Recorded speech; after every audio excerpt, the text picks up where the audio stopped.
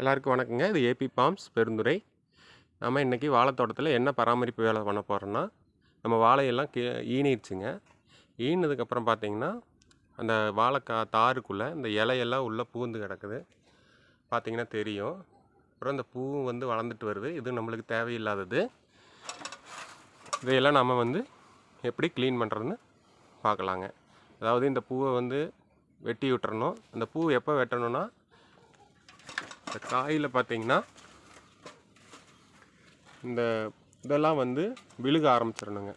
இந்த பூவெல்லாம் விழுக ஆரம்பிச்சிருச்சுன்னா, வறண்டு விழுக ஆரம்பித்தோன்னே நம்ம இந்த பூவை வெட்டிடலாங்க. அப்புறம் இந்த இலையெல்லாம் உள்ளே பூந்துருக்கிற இலையெல்லாம் வெட்டி எடுக்கணுங்க. பாருங்கள் எப்படி இருக்குதுன்னு பார்க்கலாம். வெட்டினதுக்கப்புறம் இந்த மாதிரி அந்த இடத்தையே சுத்தமாக நம்ம பண்ணி விட்டுட்டோம்னா காய்க்கு எந்த சேதாரம் ஏற்படாதுங்க. ரொம்ப நன்றி, வணக்கம். மறக்காமல் சப்ஸ்கிரைப் பண்ணுங்கள்.